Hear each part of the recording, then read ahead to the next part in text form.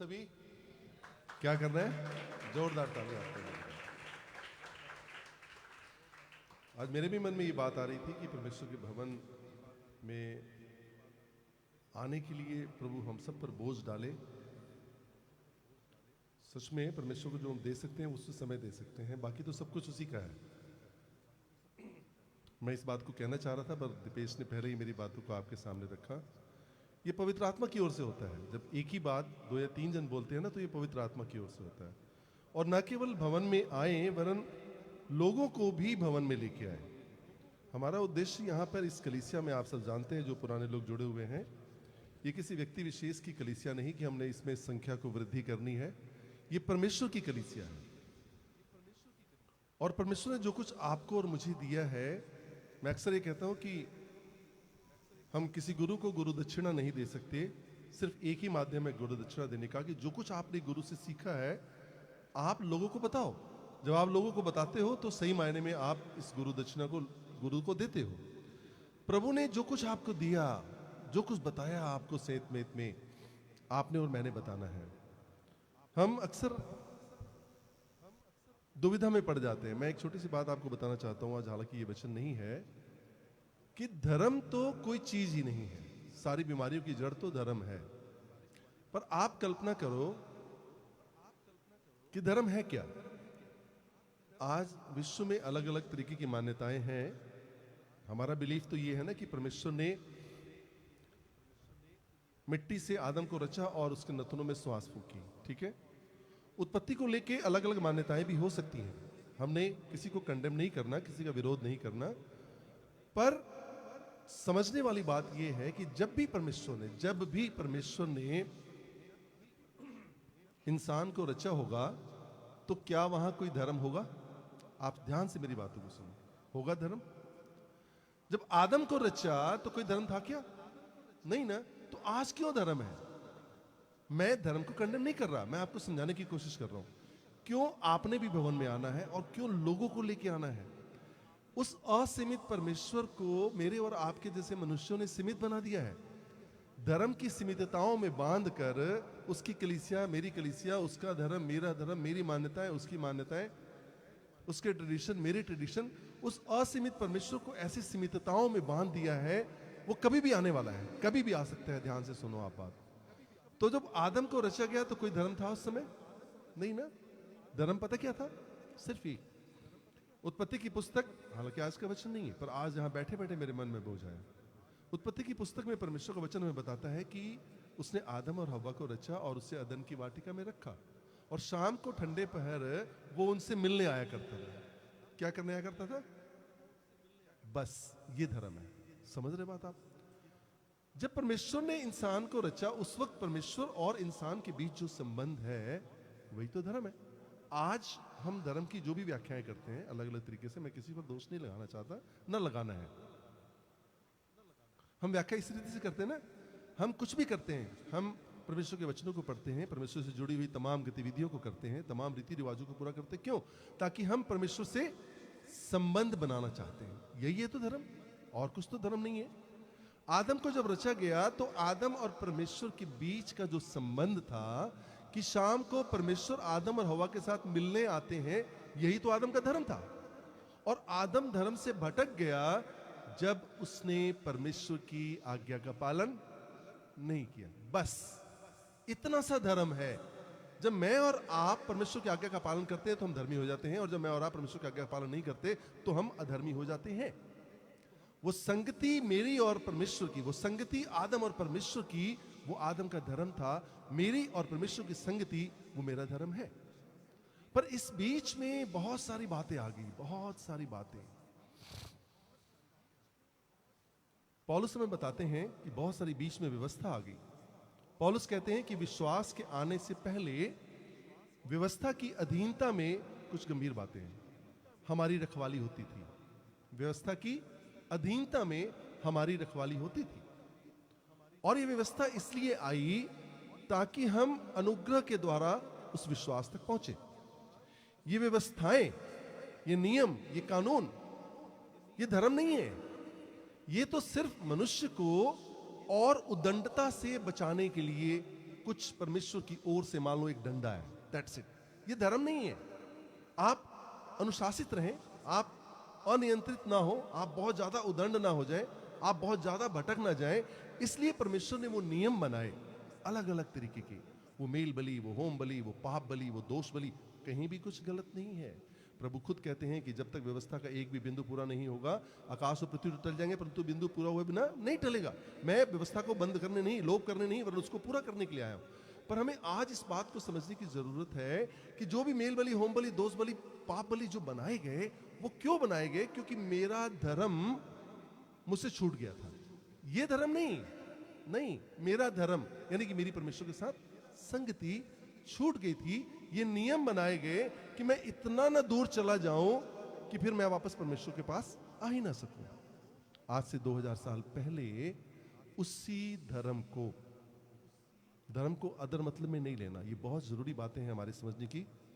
उसी धर्म को फिर से स्थापित करने के लिए, यानी कि परमेश्वर और मनुष्य जो टूट गए थे, जो अलग हो गए थे, जो संगति यानी कि धर्म, परमेश्वर और मनुष्य की संगति धर्म है, इस बात को आप समझ लो। जो टूट गई थी उसके लिए प्रभु खुद इस पृथ्वी पर आए। आदम की अनाज्ञाकारिता की वजह से जो आदम धर्म से भटक गया था, यानी कि अपने पिता की आज्ञा पालन में भटक गया था, प्रभु आए और उसने तमाम अनाज्ञाकारिताओं से उपजे हुए पाप के द्वारा जितना भी दंड था जो पूरी मनुष्य जाति पर था, उस मनुष्य जाति के सारे पाप को परमेश्वर ने अपने ऊपर लिया और एक धर्म स्थापित किया। पर कौन सा धर्म? ईसाई धर्म नहीं, चर्च में जाने वाला धर्म नहीं, बाइबल पढ़ने वाला धर्म नहीं, आराधना करने वाला धर्म नहीं, सिर्फ एक धर्म कि पूरी मनुष्य जाति को परमेश्वर से मिला दिया। अब जरूरत इस बात को समझने की है कि मैं इस बात को समझ गया, आप इस बात को समझ गए, पर क्या हमने इसे किसी को समझाया? क्या हमने इसे किसी को बताया? मैं परमेश्वर के भवन में आ रहा हूं, क्या मैं किसी को लेके आ रहा हूं? बहुत बड़ी जिम्मेवारियां मुझ पर और आप पे हैं कि धर्म की सही परिभाषा पहले तो आप अपने मन में एकदम मेमोराइज कर लो। चर्च जाना, गुरुद्वारे जाना, मस्जिद जाना या अन्य धार्मिक स्थलों पर जाना, धार्मिक पुस्तकों को पढ़ना, ये सिर्फ इसलिए है ताकि आप अनुशासित रहें। चर्च आ रहे हैं आप 11 बजे, आप डिसिप्लिन है कि नहीं, मैंने चर्च जाना है। आप यहाँ के आराधना कर रहे हैं, आपका मन कहीं ना कहीं नियंत्रित होता है ना, कहीं ना कहीं अनुशासित होता है। पर ये धर्म नहीं है। आपका धर्म आपकी परमेश्वर के साथ संगति है और इस धर्म की स्थापना और किसी ने नहीं की, हमारे सृजनहार परमेश्वर ने अपने पवित्र लहू का बलिदान करके वो धर्म जो आदि काल से था, यानी कि परमेश्वर और आदम के बीच में था, वो आज हम सबके और परमेश्वर के बीच में स्थापित किया। और वो धर्म और कुछ नहीं, पूरी मनुष्य जाति का अपने परमेश्वर के घर में वापसी है, इसके अलावा कुछ भी नहीं है। तालियां बजा सकते हैं आप लोग। परमेश्वर के जन ने कहा कि एक समझदार व्यक्ति वो नहीं होता जो सिर्फ बड़ी बड़ी बातें जानता है, वरन एक समझदार व्यक्ति वो होता है जो छोटी छोटी बातों को समझता है। क्योंकि हमें ठोकर पहाड़ों से नहीं लगती, छोटे छोटे पत्थरों से लगती है। पहाड़ों से ठोकर खाई है किसी ने? नहीं ना, नजर आते हैं पहाड़, पर छोटे पत्थर जो हम नजर नहीं आते, या हम जिन्हें नजरअंदाज करते हैं, नजर आते हैं, क्या करते हैं हम? नजरअंदाज करते हैं। उन छोटे छोटे पत्थरों से हमें ठेस लगती है। हमारे पास बहुत सारा नॉलेज होता है। आज रशिया और यूक्रेन के बीच में लड़ाई हो रही है। रशिया को ईरान ने ये ड्रोन दे दिया, यूक्रेन को अमेरिका ने ये तोपें दे दी, जर्मनी हेल्प कर रहा है, फ्रांस हेल्प कर रहा है। भारत और पाकिस्तान के बीच में क्या चल रहा है, क्या प्रॉब्लम्स है, बहुत सारी बातों की हमारी जानकारी है हमें, अच्छी बात है। पर इन बहुत सारी जानकारियों को जानने के बाद भी आप एक समझदार व्यक्ति नहीं बनते जब आप अपने घर के अंदर होने वाली छोटी छोटी चीजों को नजरअंदाज करते हो। आपके अपने पति के साथ, बच्चों के साथ, ऑफिस में कुलीग के साथ, पड़ोसियों के साथ, चर्च में रहने वालों लोगों के साथ आपके कैसे रिलेशन है, आप इस बात को नजरअंदाज करते हो। आपको ठोकर किससे लग रही है? रूस और यूक्रेन के वार से नहीं। आपका उसका बारे में जानना अच्छी बात है, परंतु यदि आप इन बातों को नहीं समझ पाए, इन बातों को नहीं जान पाए, आपको इन बातों से ठोकर लगेगी। क्या करना है मैंने और आपने? उन बड़ी चीजों को जानने के साथ साथ इन छोटी छोटी चीजों को जानना और समझना मेरे लिए बहुत जरूरी है, क्योंकि परमेश्वर की नजरों में मैं समझदार तब भी बनूंगा जब मैं इन छोटी छोटी बातों को समझ रखूंगा। आइए हम परमेश्वर के वचन में चलते हैं। नीति वचन की पुस्तक, उसका 16 अध्याय और उसका 32वां पद। नीति वचन की पुस्तक 16 अध्याय और 32 पद।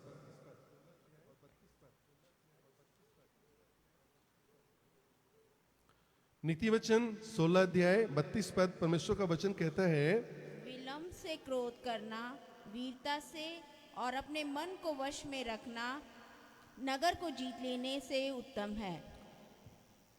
नीति वचन 16 अध्याय और उसका 32वां पद आपसे मेरे साथ बोलना। विलंब से क्रोध करना वीरता से और अपने मन को वश में रखना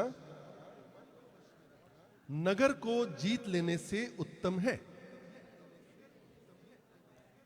जब आप विलंब से क्रोध करते हैं, यह वीरता से उत्तम है। जब आप अपने मन को वश में रखते हैं, तो यह मानो किसी नगर को जीत लेने से उत्तम है। आप सब लोग मेरी तरफ ध्यान से देखो। यह वो समय है जब आपने परमेश्वर से कमिटमेंट की है, मुझसे नहीं की, कि ये समय परमेश्वर सिर्फ और सिर्फ आपके लिए है, सिर्फ और सिर्फ परमेश्वर के लिए। और यहां परमेश्वर इस्तेमाल करता है किसी को भी, तो आपने ये समय सिर्फ और सिर्फ परमेश्वर को देना है। आपको बात समझ में आ रही है तो भी, नहीं समझ में आ रही तो भी। क्रोध से विलंब करना किससे उत्तम है? जोर से बोलिए। और मन को वश में रखना किससे उत्तम है? नगर को जीत लेने से उत्तम है। परमेश्वर का वचन ये नहीं कह रहा कि आप क्रोध ना करो। क्रोध तो करो, पर कैसे करो? विलंब से क्रोध करो। हमारा परमेश्वर भी क्रोध करता है, पर वचन में बताता है कि वो विलंब से क्रोध करने वाला परमेश्वर है। क्रोध अपने आप में एक एनर्जी है, एक ताकत है, एक शक्ति है। क्रोध, मानो आप एक अच्छे लीडर हैं, तो आपको जरूरत है क्रोध की, ताकि आप अपने नीचे जितने भी लोग हैं उन्हें डिसिप्लिन कर सको। बहुत जरूरी है। आप मेरी बात को समझ रहे हैं ना? एक लीडर को लीड करने के लिए उसके अंदर गुस्से का होना बहुत जरूरी है। एक ताकतवर के व्यक्ति के अंदर, उसके अंदर गुस्से का होना बहुत जरूरी है। मैं यदि अपने आप को एक स्वतंत्र व्यक्ति समझता हूं, तो मेरे अंदर किसी बात को लेकर अगर नाराजगी है, तो मेरे लिए वो जरूरी है कि मैं गुस्से के द्वारा उस नाराजगी को प्रकट करूं। ये जरूरी है। मुझे अपने बच्चे की बात समझ में नहीं आ रही, ठीक है, मेरे अंदर गुस्सा होना जरूरी है ताकि मैं बच्चे को डांटूं। मेरे अंदर बहुत नीचे बहुत सारे लोग हैं, मेरे अंदर यदि गुस्सा नहीं तो मैं उनको डिसिप्लिन नहीं कर सकता। वो मेरा हथियार है। पर प्रभु क्रोध को इस्तेमाल करने से तो मना ही नहीं करता। वो कहता क्रोध तो करो, पर विलंब से करो, थोड़ी देर से करो। जब हम विलंब से क्रोध नहीं करते, तो हम क्रोध के अधीन हो जाते हैं। मैंने और आपने क्रोध के अधीन नहीं होना, वरन क्रोध को अपने अधीन करना है। क्या करना है? क्रोध को अपने अधीन करना है। क्रोध बहुत जरूरी है। सपोज करो आप किसी पे गुस्सा कर रहे हो, आपने किसी को थप्पड़ मारा और आपके अंदर गुस्सा नहीं है, आपके थप्पड़ के अंदर वो एनर्जी नहीं होगी। पर आप किसी को थप्पड़ मार रहे हो और गुस्से से थप्पड़ मार रहे हो, उस थप्पड़ के अंदर एनर्जी है। आप बॉर्डर पे खड़े हो, आपके सामने शत्रु सेना है, आपके अंदर यदि गुस्सा नहीं, आप अपने हथियार का इस्तेमाल ही नहीं कर सकते। आप दुश्मन को खदेड़ ही नहीं सकते। वो दुश्मन आपकी भूमि पर कब्जा कर लेगा। जरूरी है गुस्सा, अपने आप में जरूरी है। पर कैसा गुस्सा? जरूरी है विलंब से क्रोध करने वाला। जब आपके अंदर किसी भी बात को लेकर गुस्सा आता है, यदि वह गुस्सा परमेश्वर की सेवा के लिए है, यदि वह गुस्सा परमेश्वर की महिमा के लिए है, तो वो गुस्सा जायज है। पर आपका गुस्सा सिर्फ इस बात पे आ रहा है कि ट्रैफिक जाम हो गया, आपका गुस्सा इस बात पे आ गया कि बच्चे ने घर पे दूध गिरा दिया, आपका गुस्सा इस बात पे आ रहा है कि पत्नी बैटरी लेके आई और उसने देर कर दी, आपका गुस्सा इस बात पे है कि आज खाने में नमक ज्यादा डल गया, आपका गुस्सा इस बात पे कि खाना आज ढंग से बना नहीं, आपका गुस्सा यदि इन तमाम बातों पर है, तो आपका ये गुस्सा हानिकारक गुस्सा है। आपकी एनर्जी नेगेटिव एनर्जी है। पर यही गुस्सा यदि आपका परमेश्वर की सेवा के लिए इस्तेमाल होता है, किसी को जिम्मेवारी दी गई है कलीसिया को डिसिप्लिन करने की, और यदि गुस्से से उसका उद्देश्य क्या है? वो गुस्सा इसलिए नहीं करना चाहता कि वो आप पे रौब मारना चाहता है। मान लो मैं अगर आप पर गुस्सा कर रहा हूं, मैं यदि आपको कह रहा हूं कि मेरी बातों को ध्यान से सुनो, मैं यदि आप पर डांट रहा हूं आपको कि आप वचनों की तरफ कान लगाओ, तो मेरा उद्देश्य ये नहीं कि मैं अपने आप को महिमा मंडित करूं या मैं अपने आप को आपके ऊपर प्रभावी सिद्ध करूं। मेरा उद्देश्य ये है कि आप परमेश्वर को जानो, वो परमेश्वर का वचन जो जीवित है, प्रबल है, दोधारी तलवार से भी चौका है, वो वचन जो आपकी आत्मा को बचा सकता है, वो वचन जो न केवल इस जीवन में आपकी रक्षा कर सकता है वरन इसके बाद वाले जीवन में भी आपकी रक्षा कर सकता है। मेरे अंदर वो आग है, मेरे अंदर वो ज्वाला है, मेरे अंदर वो क्रोध है कि आप उस वचन को नहीं समझ रहे, और यदि मैं इस क्रोध का इस्तेमाल इसलिए करता हूं तो ये गुस्सा परमेश्वर की महिमा के लिए है, और ये गुस्सा पॉजिटिव है, और इस गुस्से को करना बहुत ज्यादा जरूरी है। पर आप इस बात को नोट करना कि जब भी आप ऐसा गुस्सा करते हो जो परमेश्वर की महिमा के लिए है ना, तो आपका गुस्सा विलंब से होगा, विलंब से। सपोज करो, मैं छोटा सा एग्जांपल दे रहा हूं, कोई अपने दिल पर मत लेना बात। सपोज करो यहां कितने लोग बैठे हुए हैं ना, और किसी का मोबाइल फोन बजा, गुस्सा आएगा ना इंस्टेंट, पर विलंब से गुस्सा करना है और उसको तकलीफ ना लगे। क्या बोला जाता है? प्लीज जो लोग आए अपने फोन को वाइब्रेशन पे डाल दो। गुस्सा है ना, छोटी बातें हैं। मैं अभी आज पहले क्या बोला मैंने, हम बड़ी बड़ी बातों पर ध्यान देते हैं पर छोटी बातों को भूल जाते हैं। पर ठोकरें पहाड़ों से नहीं वरन छोटे छोटे पत्थरों से लगती हैं। मैं बजाय उस व्यक्ति को खड़ा करा दूं, खड़े हो जा, तेरा फोन कैसे बज रहा है, बाहर चला जा, ये गुस्सा है। ये गुस्सा कौन सा गुस्सा है? ये विलंब से गुस्सा नहीं है, ये इंस्टेंट गुस्सा है। इस गुस्से पर आपका नियंत्रण नहीं है, गुस्से ने आप पर नियंत्रण कर दिया और आपने अपने भाई पर गुस्सा किया और बाहर भेज दिया। तो ये वाला गुस्सा वो गुस्सा है जो मत्ती की पुस्तक में प्रभु कहते हैं कि जब तू अपने भाई पर गुस्सा करता है ना, तो तू कचहरी के दंड के योग्य हो गया। पुलपिट पे खड़े होकर यदि मैं ऐसा गुस्सा अपने भाई या बहन पर करता हूं तो मैं प्रभु के सामने दंड के योग्य हो गया। पर यदि मेरा भाई और मेरी बहन कोई ऐसी गलती करते हैं और मैं उसे कहता हूं कि प्लीज प्रार्थना भवन में आने से पहले हर एक व्यक्ति या तो मोबाइल फोन को स्विच ऑफ कर ले या उसे वाइब्रेशन मोड पे रख ले, ये भी एक तरीके की डांट ही तो है, ये भी एक तरीके का गुस्सा ही तो है। परंतु ये गुस्सा किसके लिए है? परमेश्वर की महिमा के लिए। प्रभु गए मंदिर में, वहां उन्होंने देखा कि प्रभु के मंदिर को कोई कबूतर बेचने वाले और कोई और अन्य अन्य चीजों बेचने वाले वहां इकट्ठे हैं। प्रभु ने जीवन में कभी भी गुस्सा किया? प्रभु ने तो जिन्होंने उनके मुंह पर थूका, प्रभु ने उन पर भी गुस्सा नहीं किया, अपमान किया, नहीं किया गुस्सा। पर गुस्सा कहां कर रहे हैं प्रभु? वो अपनी महिमा के लिए गुस्सा नहीं कर रहे। जिसने मुंह पर थूका, यदि वो गुस्सा करते तो वो व्यक्ति उसी समय जल के खाक हो जाता।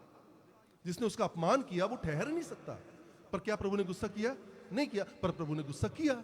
कब किया? जब उन्होंने देखा कि मेरे पिता के भवन को इन्होंने डाकुओं की खोह बना दिया है। उन्होंने सारे मोड़े पलट दिए, रस्सियां लेके उनको सबको बाहर निकाल दिया परमेश्वर के मंदिर से। क्यों? क्योंकि वहां वो गुस्सा यीशु की व्यक्तिगत उपलब्धि के लिए नहीं वरन उसके पिता परमेश्वर की महिमा के लिए है। मैंने और आपने भी गुस्सा करना है, पर कैसा गुस्सा करना है? विलंब से, क्योंकि मेरा परमेश्वर कौन है? विलंब से क्रोध करने वाला। और मेरे गुस्से का जो उद्देश्य है वो मेरी व्यक्तिगत महत्वाकांक्षा नहीं वरन परमेश्वर की महिमा होनी चाहिए।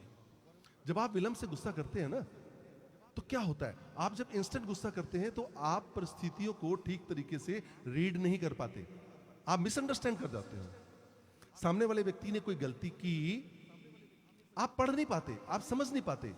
आपके बच्चे ने, सपोज करो आपका बेटा घर में देर से आया, दरवाजे को नॉक किया उसने और आप पिल पड़े उस पर, आपका गुस्सा जायज है, आप माता पिता हो, बड़े हो, जायज है। पर विलंब से करो ना गुस्सा। गुस्सा करना है, जरूरी करना है। आए, उससे पूछो क्यों देर हुई। हो सकता है वो ऐसा रीजन बताए कि आपको लगे कि मेरा गुस्सा करना जायज है, आप गुस्सा करो, बिल्कुल करो। और हो सकता है ये भी कि आपको लगे कि नहीं, वाकई में मेरा बेटा तो बहुत ज्यादा परिस्थितियों में फंस गया था, किसी ने इसकी बाइक को पंचर कर दिया जान के, किसी ने इसको लूटने की, किसी ने इसको मारने की कोशिश की, किस वजह से देर हो गया, या ये किसी की हेल्प करने लग गया, किसी की मदद करने लग गया जिसकी वजह से ये घर में देर से आया। आप क्या करोगे? आप बेटे को बैठाओगे, उससे पानी पूछोगे, उसको खाना खिलाओगे। पर आप क्या कर रहे हो? आप दोनों परिस्थितियों में बस दरवाजा खुलते ही उस पर गुस्सा करना शुरू कर देते हो। तो आप उस गुस्से में उस परिस्थिति को अच्छे से रीड नहीं कर पा रहे और आपका डिसीजन 99.9% क्या होता है? पर यही गुस्सा यदि आप विलंब से करो, गुस्सा तो करना है, तो आपके डिसीजन 99 नहीं वरन 100% ठीक होते हैं। कैसे कंट्रोल करें इस गुस्से को? गुस्से का जो प्रकटीकरण है वो हमारे मुंह से होता है ना। बोलने से पहले सोचो कि आप क्या बोल रहे हो। बोलने से पहले सोचो कि क्या मुझे ये बोलना चाहिए।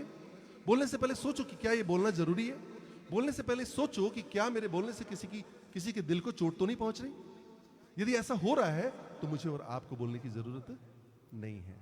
जब आप विलंब से क्रोध करते हो तो आप अपने रिश्तों को बचा लेते हो। अब आप सोचो, विलंब से क्रोध करना वीरता से उत्तम है या नहीं है? यदि है तो आप तालियां बजा सकते हैं। आपने गुस्सा करके वीरता दिखा दी। आप माँ बाप हैं, बच्चों को डांट सकते हैं। आप ऑफिसर हैं, अपने सबऑर्डिनेट्स को पेनाल्टी दे सकते हैं। आप टीचर हैं, अपने स्टूडेंट को डांट सकते हैं। आप कुछ भी कर सकते हैं, पर आपका डिसीजन गलत हो सकता है, और डिसीजन गलत होता है। जोएल ऑस्टिन ने एक छोटी सी कहानी सुनाई थी, मैंने कई बार यहां सुनाई भी है, पर मुझे बहुत अच्छी लगती है। वो बताते हैं कि मैं एक ग्रोसरी स्टोर में था और ग्रोसरी ली मैंने, और बिल बनाने के लिए लाइन में खड़ा हो गया। बहुत सारे लोग ग्रोसरी स्टोर में उस बिल वाली लाइन में लगे हुए थे, बहुत सारे लोग। और जो बिल बना रही थी लड़की, बहुत स्लो थी।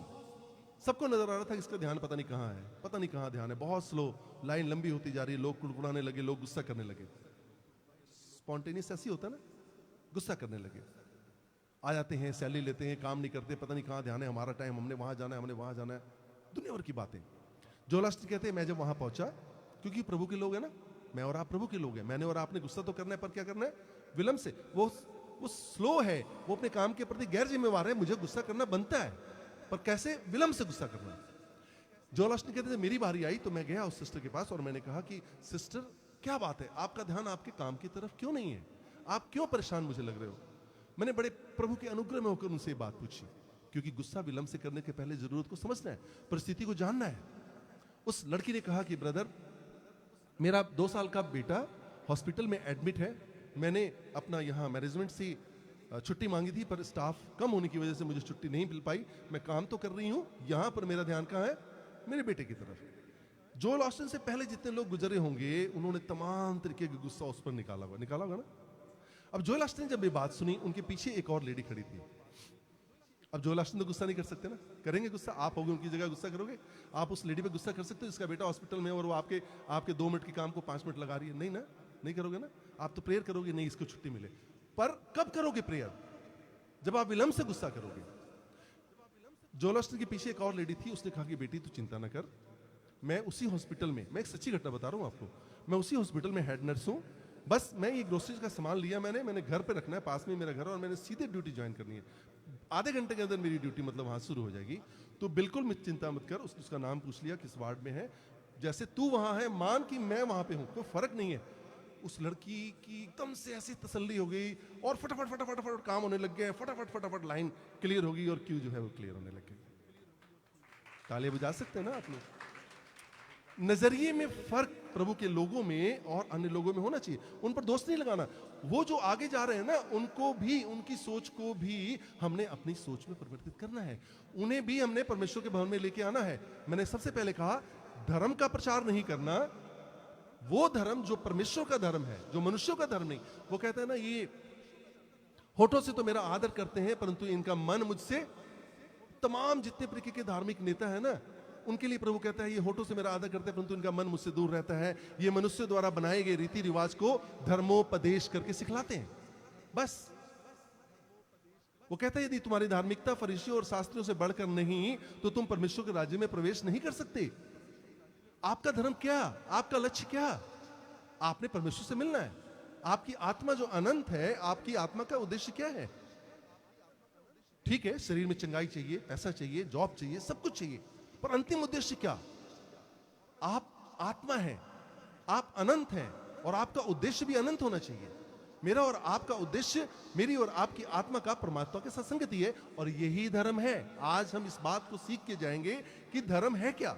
धर्म और कुछ भी नहीं, वो मनुष्य की परमेश्वर के साथ संगति है। विलंब से क्रोध करो। एक और छोटी सी कहानी उन्होंने बताई। कहते कि एक लड़का था जो 4वीं और 5वीं क्लास में पढ़ता था। टीचर्स उसके रिपोर्ट कार्ड को देखते थे और कहते थे, ये तो बिल्कुल बेकार है, क्लास में भी अटेंटिव नहीं है, ध्यान नहीं देता, होमवर्क भी नहीं करता, इसका तो कुछ हो ही नहीं सकता, कुछ भी नहीं हो सकता। पिछले 2-3 सालों से उसके साथ जो भी टीचर, मान लो 2री क्लास में, 3री क्लास में, 4थी क्लास में जब मैं था, मैं 4थी क्लास की बात कर रहा हूं, तो सभी टीचर की एक ही तरीके का रिएक्शन था। 5वीं क्लास में एक नई टीचर आई, उसके बारे में भी टीचरों ने बताया कि ये लड़का तो ऐसा ही है, इस क्लास में कुछ नहीं कर सकता, परंतु वो प्रभु के वचनों पर, प्रभु से डर कर चलने वाली थी। उसने जानने की कोशिश की कि ये बच्चा ऐसा क्यों है। वो उसके घर गई, उसके बैकग्राउंड को देखा और उसने देखा कि जब ये नर्सरी क्लास में आया था तो बच्चा बहुत ज्यादा तेज था। इसका रिपोर्ट कार्ड नर्सरी क्लास में बहुत अच्छी है, प्रेप में बहुत अच्छा है, फर्स्ट में थोड़ा कम हो गया, सेकंड में और कम हो गया और फिर धीरे धीरे कम होता चला गया। वो उनके घर गई तो उसे पता चला कि जब वो नर्सरी में था उसके माँ बाप थे और माँ बाप दोनों उसकी केयर करते थे। जब वो फर्स्ट में गया तो उसकी माँ मर गई। जब वो सेकंड में गया तो उस फादर ने दूसरी शादी कर ली और सौतेली माँ उसके घर आ गई। जब माँ बाप उसके साथ थे वो टॉप पे था, माँ छोड़ के चली गई, पिता ने केयर करना थोड़ा सा कम कर दिया, वो हल्का सा डाउन हो गया। बाप ने शादी की, सौतेली माँ घर पे आ गई, उसने बिल्कुल केयर नहीं की, वरन केयर करने के अलावा वो उसको ताड़ना देती थी बेसिकली। उसका मन और टूट गया और नतीजा ये हुआ कि चौथी क्लास तक आते आते वो बिल्कुल पढ़ाई में, हर चीज में, स्पोर्ट्स में बिल्कुल ढीला और बिल्कुल खत्म हो गया। उस टीचर ने उस पर ध्यान देना शुरू किया। क्या किया उसने? विलंब से गुस्सा करने का निर्णय लिया, पर अब उसके पास क्या है? गुस्सा करने का कोई मुद्दा ही नहीं, कोई फैक्ट्स ही नहीं, क्यों करे गुस्सा वो। पर अगर पहली बार वो आती, खड़े हो जाओ, अरे खड़ा नहीं हुआ, चौक डस्टर लो, उसने नहीं लिया, कुछ पढ़ा रही है उसको समझ में नहीं आया, तो क्या करती वो? इमीडिएट गुस्सा करती, नालायक, बदतमीज, बाहर जाके खड़ा हो जा। ऐसे कुछ होता ना, जो पिछले 3 सालों से होता आया था उस लड़के के साथ, वही होता और उसकी जिंदगी खत्म हो जाती।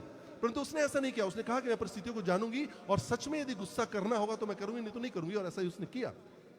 धीरे धीरे उसने संगति में लिया और वो पढ़ने लग गया। धीरे धीरे वो प्रोग्रेस होने लग गया। स्कूल छोड़ के चला गया वो, और 4-5 साल बाद मेरे को बहुत अच्छी घटना लगती है और ये सच्ची घटना है। 5-6 सालों के बाद उस टीचर के पास एक मेल आई और स्टेटमेंट आया, जो भी मुझे ध्यान नहीं, लेटर आया कि फलाने फलाने मिस, मैं फलाना फलाना हूं और आज मैं फलाना डॉक्टर बन गया हूं। ये सच्ची घटना है। एक क्रोध करना उस बच्चे के भविष्य को बिगाड़ देता। बिगड़ गया था वो, बिगड़ गया था। पर उस टीचर ने ये प्रण लिया कि मैं गुस्सा तो करूंगी। गुस्सा करना बनता है टीचर का। यदि टीचर स्टूडेंट्स पे गुस्सा ना करे, प्रभु का वचन कहता है जिसे ताड़ना नहीं मिली वो व्यभिचार की संतान है। ताड़ना तो मिलनी चाहिए बच्चों को, समझ रहे बात आप?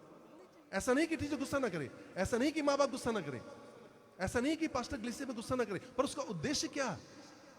विलंब से गुस्सा जब करता है तो अपने उद्देश्य को हासिल करता है। अब आप सोचो, आपने गुस्सा करके किसी बच्चे को क्लास से बाहर कर दिया, ये आपकी वीरता है, इसमें कोई दो राय नहीं है ना। वीरता, मेरे पास इतनी अथॉरिटी है कि मैंने उस बच्चे को क्या किया? क्लास से बाहर किया, जा 2 घंटे बाहर रह के आ, मेरी वीरता है। पर यदि मैं विलंब से क्रोध करता हूं और उस बच्चे को एक नालायक बनने की बजाय एक डॉक्टर बता देता हूं, बनवाने में सहयोग देता हूं, तो आप ये सोचो कि ये वीरता से कहीं कहीं लाखों हजारों गुना उत्तम है कि नहीं है। समझ रहे बात को? परमेश्वर के वचन में बहुत सामर्थ है। एक लाइन का होता ना वचन, एक लाइन, विलंब से क्रोध करना वीरता से उत्तम है। पर जब आप उसको समझते हो तो कितनी गहरी बातें आती हैं। विलंब से क्रोध करना वीरता से उत्तम है। और दूसरा हमने क्या सीखा था? मन को वश में रखना नगर को जीत लेने से भी उत्तम है। मन को वश में रखना। आपका मन, जो मैं अक्सर बताता हूं कि वो निर्णायक है, वो निर्णय लेता है। आपकी आत्मा निर्लेप है, आप रहते शरीर में हो। आपका मन इच्छाओं और भावनाओं का संग्रह है जो आपके जीवन से जुड़ी हुई हर परिस्थिति में निर्णय लेता है। कौन निर्णय लेता है? आपकी आत्मा निर्णय नहीं लेती, आपका मन निर्णय लेता है। जब आप इस मन को वश में करते हो तो ये मन को वश में करना नगर को जीत लेने से भी उत्तम है। क्यों? जब आप अपने मन को वश में करते हो, उस मन द्वारा लिए गए निर्णय का प्रभाव आपकी आत्मा पर पड़ता है। किस पर पड़ता है? आप आत्मा हो, आपके पास मन है, आप शरीर में रहते हो, आपकी आत्मा परमात्मा का अंश है, आप छोटे ईश्वर हो, पर आपके मन द्वारा लिए गए निर्णय से आपकी आत्मा प्रभावित हुए बिना नहीं रहती। इस जीवन में, पूरे जीवन में आपके मन ने जो निर्णय लिया, आप सोचोगे कि मेरे मन ने निर्णय लिया और बस इस पृथ्वी पर जीवन पर ही उसका प्रभाव पड़ेगा। नहीं, आपके मन द्वारा लिए गए निर्णय का आपकी आत्मा पर इतना अमिट छाप पड़ता है कि आपका इस पृथ्वी पर जाने के बाद श्वेत सिंहासन के सामने जब न्याय होगा तो आपकी आत्मा का न्याय आपके मन के द्वारा लिए गए निर्णयों के आधार पर जो आत्मा पर दंड होगा उस दंड के भागी आपको बनना पड़ेगा। पर जब आप अपने मन को वश में कर लेते हो, जब आप अपने मन को आत्मा के अधीन कर लेते हो, तो क्या होता है? मन और आत्मा एक जैसी होती है। जैसे आत्मा निर्लेप है, आपका मन निर्लेप है। अब मन के द्वारा लिए गए निर्णय का कोई भी प्रभाव आपकी आत्मा पर नहीं पड़ता और श्वेत सिंहासन के सामने आपकी आत्मा पर कोई भी दोष नहीं लगाया जाता। अब आप ये बताओ कि मन को यदि आपने वश में कर लिया तो आपने बचाया किसको? आत्मा को, अपनी आत्मा को भी और बहुतेरी आत्मा को भी। तो सोचो, एक आत्मा जो अनंत है, यदि आपने उसको जीत लिया तो क्या वो जीता जाना एक छोटे से नगर को जीत लेने से उत्तम है कि नहीं है? तालियां बजा सकते हैं आप लोग। आपने अपने मन को वश में रखना है। कैसे रखोगे वश में? आप अपने मन को नियंत्रण नहीं कर सकते, पर आप मन द्वारा नियंत्रित हो भी ना। कैसे मन को वश में करना है? मन को यदि आप नियंत्रण में रखते हो ना तो वो थोड़े समय के लिए नियंत्रण में रहता है। गंभीर बातें हैं, अगर किसी को नींद आ रही है तो जोर से बोले हालेलुया। आंखें खोल लीजिए। ये वो बातें हैं जो मेरी नहीं, जो परमेश्वर की है ना। मन को कैसे वश में रखेंगे? आप मन पर नियंत्रण करके मन को वश में नहीं कर सकते, पर आपने ना तो मन को नियंत्रण करना है और ना ही मन के द्वारा नियंत्रित होना है, पर अपने मन को परमेश्वर के अधीन करना है। इस बात को गांठ बांध लीजिए। हम गलती पता कहां कर बैठते हैं? हम जब आत्मिकता की धुन में आके इन बातों को सीखते हैं ना कि मन को वश में करना है, तो हम मन को ऐसे बस उसको कंट्रोल करने की कोशिश करते हैं। ये काम कर रहा है, नहीं करना, ये कर रहा है, नहीं करना, ये करना, नहीं करना। नहीं, आप ऐसे नहीं कर सकते कंट्रोल मन को। थोड़ी देर तक आपका कंट्रोल मन पे बना रहेगा, फिर मन अपने आप अपनी रास्ते चल पड़ेगा। मैं कई बार एग्जांपल देता हूं ना उस ऑटोमेटिक बोट का जो एक दिशा में निर्धारित है। आप उस दिशा से, मान लो वो पूर्व दिशा में निर्धारित है और आप उसे पश्चिम दिशा में ले जाने की कोशिश कर रहे हो। आपके अंदर जितनी सामर्थ्य, जितनी ताकत है, तो उस ताकत तक तो आप उसको पश्चिम दिशा में ले जाते हो। जैसे ही आपकी ताकत कमजोर पड़ती है, वो फिर से वापस पूर्व दिशा की ओर चलने लगती है। पर सोचो, यदि उस बोट को ही पश्चिम दिशा में परिवर्तित करने का उसे कंट्रोल कर दिया जाए तो वो हमेशा पश्चिम दिशा में चलेगी। हमारा मन ऐसा ही है। यदि हम मन को जबरदस्ती नियंत्रण में करते हैं तो अपनी इच्छा शक्ति से हम थोड़ी देर तक उसको मन को वश में कर सकते हैं, पर जैसे ही हम कमजोर होते हैं, और होंगे, हम परमेश्वर नहीं, हम मनुष्य हैं, वैसे ही हमारा मन आत्मा की अधीनता से होकर शरीर में चलता है। क्योंकि मन तो एक युद्ध भूमि है, वो लड़ाई चल रही है मन पे। मन एक युद्ध भूमि है जिस पर शरीर से जुड़े हुए विचार और आत्मा से विचार जुड़े हुए हैं। यदि मैं अपने मन को जबरदस्ती वश में रखने की कोशिश करता हूं कि आत्मा की अधीनता में रहो, थोड़ी देर तक वो आत्मा की अधीनता में रहता है। यदि मैं जबरदस्ती उसे रखने की कोशिश कर रहा हूं, थोड़ी देर बाद ही वो शरीर की अधीनता में होकर इस राह चल पड़ता है। पर वो युद्ध भूमि में यदि आत्मा की तरफ से भी आदेश है और शरीर की तरफ से भी आदेश है, और आप अपने मन को परमात्मा के अधीन रखने के लिए उसे तैयार करते हो कि तू आत्मा के अधीन रहे, आत्मा के अधीन। नियंत्रण नहीं करते, मन को क्या करते हो? तैयार करते हो। तो धीरे धीरे आपका मन स्वाभाविक रूप से परमात्मा के अधीन हो जाता है। और अब जो निर्णय है वो अब क्या होगा? जो आपका निर्णय है, यानी जो मन का निर्णय है, वही आत्मा का निर्णय है।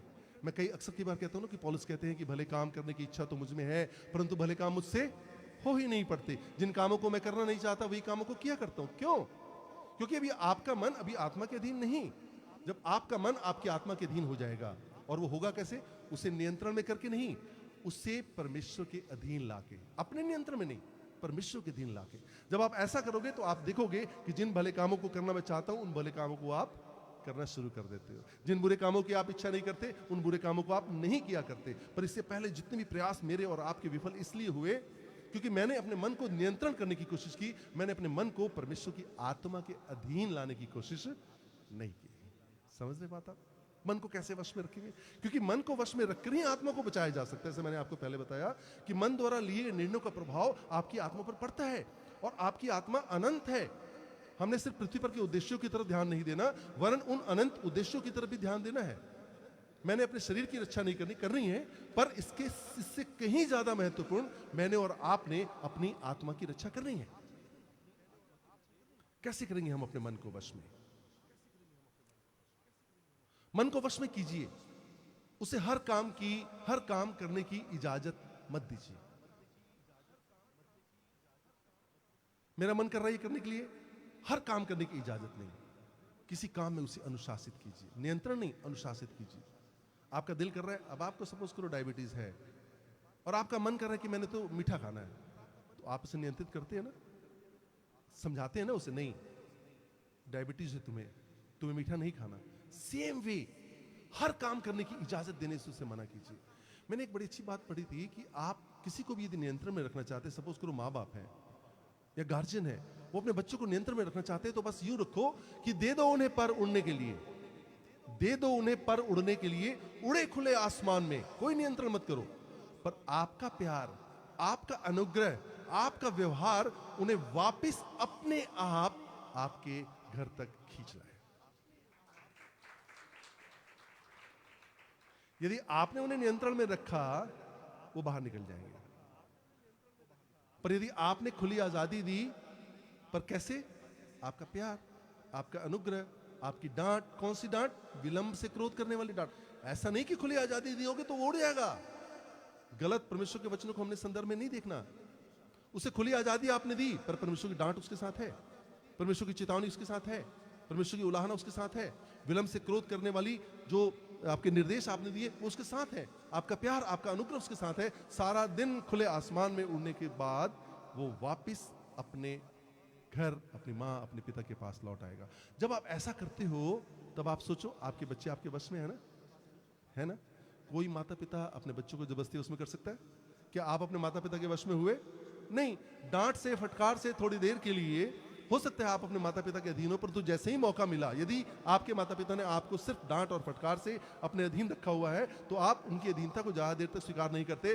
पर यदि आपके माँ बाप ने परमेश्वर के वचनों के अधीन होकर, परमेश्वर की डांट के द्वारा और परमेश्वर के प्यार के द्वारा आपको अपने अधीन रखा हुआ है, तो आप जिंदगी भर अपने माता पिता के अधीन रहना चाहते हो। बस इतनी सी बात है। और जब आप अपने मन को वश में कर लेते हो ना, अब आपका मन पवित्र आत्मा द्वारा, पवित्र आत्मा जो आत्मा के द्वारा मन की बातें करते हैं ना। एक चीज मैं आपको और बताऊं, फिर खत्म करूंगा। देखो, मन तो निर्णायक है ना, पर पवित्र आत्मा बात करते हैं ना, सीधे मन से नहीं करते। पवित्र आत्मा आपकी आत्मा के द्वारा आपके मन से बात करते हैं। और अब आपने मन को नियंत्रित नहीं किया, मन के नियंत्रित भी नहीं हुए, पर मन को परमेश्वर के अधीन कर दिया। किसके अधीन कर दिया आपने? समझ रहे बात? अब आपका मन आपकी आत्मा के द्वारा परमेश्वर की बातों को सुनने लग गया है। पवित्र आत्मा आपकी आत्मा से बात कर रहे हैं, नहीं, आत्मा के द्वारा आपके मन से बात कर रहे हैं। मन चूंकि निर्णायक है, मन द्वारा निर्णयों का प्रभाव मेरी आत्मा पर पड़ता है, और मैंने अब इस मन को वश में किया। पर किस रीति से वश में किया, मैं उसको डिटेल में अब दोबारा नहीं समझाऊंगा। क्योंकि मैंने अब अपने मन को वश में किया है, इसलिए मेरा मन जो निर्णय ले रहा है वो मेरी आत्मा के निर्णयों के बराबर है। अब मेरा मन जो निर्णय ले रहा है वो परमेश्वर के वचनों के अधीन निर्णय ले रहा है। अब मेरी आत्मा परमेश्वर के श्वेत सिंहासन के समान सामने बिल्कुल निर्दोष है, और इस रीति से मैं अपनी आत्मा को बचा लेता हूं। विलंब से क्रोध करके आप हर एक रिश्ते को बचा सकते हो, और ये वीरता से हजारों लाखों गुना उत्तम है। वीरता प्रदर्शित करके यदि आपने रिश्तों में बिगाड़ डाल दी, तो ये वीरता क्या है? ये है वीरता? इंसान सब कुछ हासिल कर ले, अपने प्राणों को खो दे, तो क्या उसे फायदा है? आपने बहुत सारे नगर जीत लिए और आप अपनी आत्मा को नहीं बचा सके, तो क्या नगरों का जीत लेना कोई मायने रखता है? सेम वे किसी के ऊपर अपना वीरता का प्रदर्शित करके उससे रिश्ते बिगाड़ लेना छोटी वीरता है, जिसे हमने नहीं करनी। हमने वीरता वो करनी है कि हमने किसी रिश्ते को टूटने ही नहीं देना, वरन टूटे हुए रिश्तों को भी जोड़ देना है। और हमने किसी नगर, किसी प्रांत को नहीं जीतना, वरन अपनी और अपने भाइयों और बहनों की आत्माओं को अपने परमेश्वर के लिए जीतना है। प्रभु आप सबको आशीषित करें। आइए हम सभी अपने स्थानों पर खड़े हों और प्रार्थना करें प्रभु से।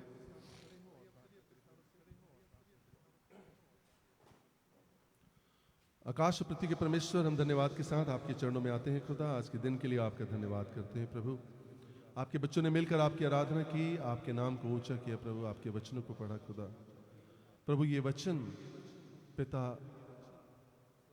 सड़क पर गिरे हुए उन बीज की तरह ना हो जिन्हें पक्षी आके चुरा लेते हैं। ये बीज उस पथरीली भूमि पर गिरने वाले बीज ना हो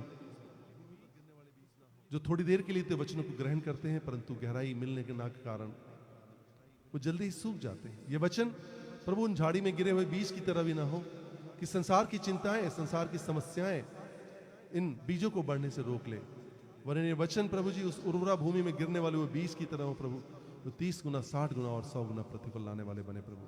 तेरे वचन में जीवन है खुदा, तेरे वचन ही हमें निर्देशित करते हैं प्रभु, तेरी वचन ही हमारी आत्मा, शरीर और प्राण को बचाने वाले हैं खुदा। आज का वचन परमेश्वर प्रभु आपके बच्चों में प्रभु जी उर्वरा भूमि की तरफ पढ़ने वाला बने, खुद भी बचे प्रभु, बहुत तेरे लोगों को बचाने वाले बने प्रभु जी। आने वाले समय में तेरा भवन प्रभु खचाखच भरा रहे परमेश्वर पिता। रविवार को, बुधवार को, शुक्रवार को, तीनों दिन परमेश्वर पिता आपके बच्चे आपके भवन में आके आपके चरणों में आपके वचनों की शिक्षा लें परमेश्वर पिता, आपके अनंत जीवन को ग्रहण करें खुदा, और आपके अनंत जीवन को बहुत तेरे लोगों तक पहुंचाने वाले बने प्रभु। ऐसी प्रार्थना आपसे करते हैं परमेश्वर। प्रभु जी हम आपका धन्यवाद करते हैं खुदा, मसीह यीशु के नाम से मांगते हैं, आमीन, आमीन।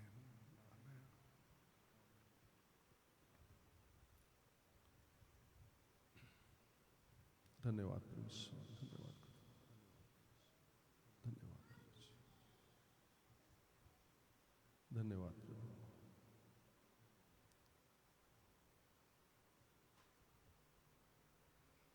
प्रभु परमेश्वर तू कितना भला है, तेरी भलाई सदा की है। प्रभु परमेश्वर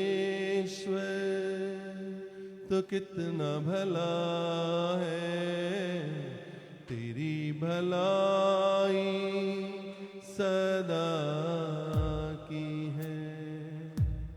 मेरा दिल तुझे धन्यवाद देता, मेरा प्राण तेरी स्तुति करता। प्रभु परमेश्वर तू कितना भला है, तेरी भलाई सदा की है। प्रभु परमेश्वर तो कितना भला है, तेरी भलाई सदा की है। तू कहता है नहीं छोड़ूंगा, तू कहता है नहीं ठुकराऊंगा, तू कहता है नहीं छोड़ूंगा, तू कहता है नहीं ठुकराऊंगा। तेरा हाथ मेरी अगुवाई करता है, तेरा सामर्थ मुझे बल देता है। प्रभु परमेश्वर तो कितना भला है, तेरी भलाई सदा की है। प्रभु जी हम आपका धन्यवाद करते हैं, आप युगानुयुग एक से हैं खुदा, आपकी करुणा और भलाई सदा की है प्रभु। आपकी करुणा, आपकी भलाई आपके सभी बच्चों पर लगातार बनी रहे प्रभु, ऐसी प्रार्थना आपसे करते हैं, मसीह यीशु के नाम से मांगते हैं, आमीन।